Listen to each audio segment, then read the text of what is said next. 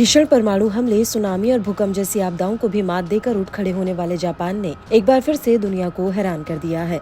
Japan में मंगलवार को एक विमान में लैंडिंग के वक्त भीषण आग लग गई और विमान में 379 लोग सवार थे। करिश्मे वाली बात यह है कि भीषण आग के बाद भी सभी 379 लोगों को सुरक्षित बचा लिया गया। इनमें 367 यात्री थे और 12 क्रू मेंबर्स थे। टोक्यो के हेनेडा एयरपोर्ट पर लैंडिंग से ठीक पहले जापान एयरलाइंस का विमान एक कोस्ट गार्ड प्लेन से टकरा गया था। इस टक्कर के बाद भीषण आग लग गई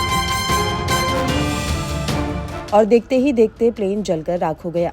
हालांकि हर कोई हैरान है कि इतने भीषण हादसे के बाद भी कैसे एक यात्री को बचा लिया गया। जापान के सरकारी चैनल NHK के मुताबिक घटना के तुरंत बाद बचाव दल अलर्ट हो गया था। प्लेन के जमीन पर आते ही तुरंत लोगों को उतारने पर फोकस किया गया। इसके अलावा यात्रियों ने भी साहस दिखाया और इमरजेंसी एग्जिट से एक के बाद एक उतर गए। कई लोगों ने तो खिड़कियों से ही छलांग लगा दी। कुछ लोगों के जख्मी होने की खबरें जरूर हैं, लेकिन किसी की जान नहीं गई।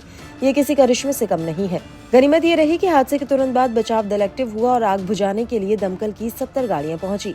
प्लेन तो पूरी तरह से जलकर खाक हो गया, लेकिन सभी यात्री सेफ निकल गए। बता दें कि दशकों से जापान में कोई बड़ा विमान हादसा नहीं हुआ है। आखिरी बार 1885 में टोक्यो से ओसाका जा रहा जापान एयरलाइंस का विमान क्रैश हो गया था। इसमें 520 यात्री और क्रू मेंबर मारे गए थे। किसी एक विमान हादसे में मरने वालों की ये सबसे बड़ी संख्या थी। बता दें कि साल 2024 के दूसरे दिन ही जापान को ये एक नई आपदा झेलनी पड़ी। जापान में साल के पहले दिन रिक्टर स्केल पर 7.5 की तीव्रता का भीषण भूकंप आया और इसमें अब तक 48 लोगों की मौत हो चुकी है। भूकंप के बाद जापान में सुनामी का भी अलर्ट जारी किया गया है। सोमवार को ही भूकंप के बाद सुनामी की लहरें उठती देखी गई थी। बता दें कि 2004 में भी जापान को सुनामी का भीषण कहर झेलना पड़ा था, लेकिन जीवटता के लिए मशहूर ये देश फिर से उठ खड़ा हुआ।